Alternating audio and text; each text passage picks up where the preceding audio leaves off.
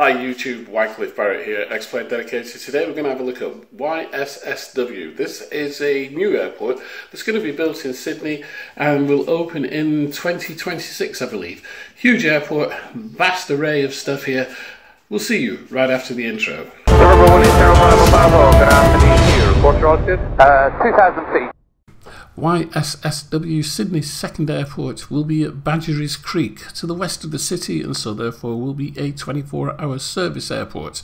Unfortunately, it doesn't exist in the real world as yet and will not be completed, or should I say phase 1 will not be completed until 2026. This airport has been created by Frank Van Hal from FVH Airport Sceneries and Kevin Verzakely from XPD Airport Sceneries. Frank is from the Netherlands and Kevin is from Australia. They've collaborated together over many thousands of miles to bring you this incredible freeware airport. It's got all custom buildings throughout. Unfortunately, there is no orthophoto as yet, but this is a work in progress, and I suspect by the time it's released you may see quite a bit more. As it's not in the Xplane world either, that means to create flight plans for it, you're going to have to use latitude and longitude for the runways. But Frank and Kevin, they've placed some flight plans already with this when you download it, so that is going to be very, very helpful. As you can see as we fly around the airport, the construction of the custom buildings has been very, very good indeed, to a high standard, although in some places there's a few things missing.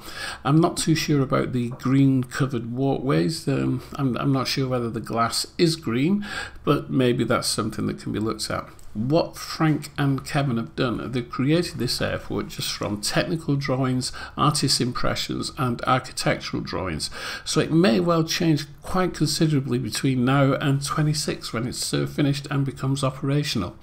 I suspect that Frank and Kevin will be treating this airport as a labour of love for quite some years to come. Overall, I'd say that it's a very good airport, as it is freeware, and some of the detailed bits are the roads around the airport and in between the two parallel runways, where they've created roads and they've also put traffic on. There's moving vehicles on the airport, but one of the things that is missing is that there is not enough airport clutter. As you well know, airport clutter is one of my favourite things, and I always get on a soapbox about it. Get it right and it looks perfect. Too much and it looks overdone, and not enough and the airport can look slightly dead and sterile. That's what's happening here. And even though in the central area of the airport, where you've got all the hotels and businesses and Burger Kings and IKEA and everybody else, it still looks a little bit sterile. So maybe a little bit more clutter, maybe some vegetation, trees putting in there, would actually just bring it up a little bit more and make it more alive. Overall though, I think this is an excellent airport, and for freeware, it's very, very good indeed. Once again, we come into this dichotomy of freeware versus payware, and some of the freeware airports that have been released just lately are absolutely incredible and are of payware quality in my view. So if you're moving into the payware market, you need to make sure that your sceneries are absolutely top notch. Coming back to this one then, what are the other things that maybe need tidying up a little bit? Certainly on a number of the roofs of the buildings, they're just flat with a few light poles coming out of the top of them. Maybe there needs to be a little bit more 3D scenery on top of the roofs, air conditioning units, pipes, ducts, etc, etc. Other than that, I think this airport is a winner.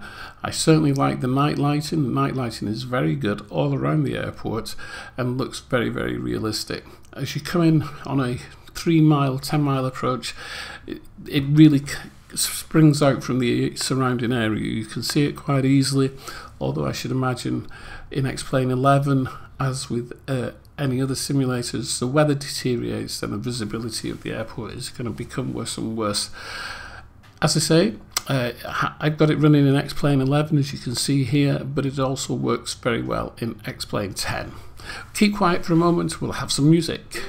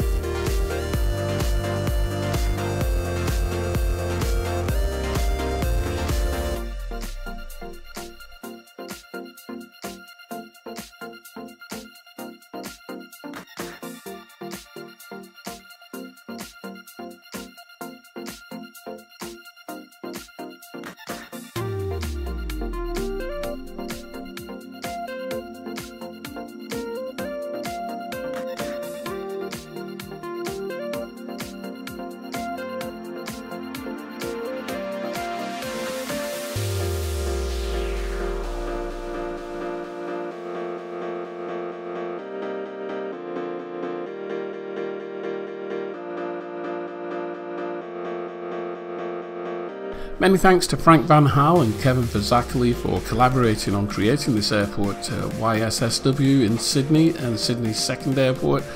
You can get it from xplane.org. It is freeware. If you've liked this video, please hit the like button, smash the like button, give me a thumbs up. We'll see you very soon. Cheerio. Yeah.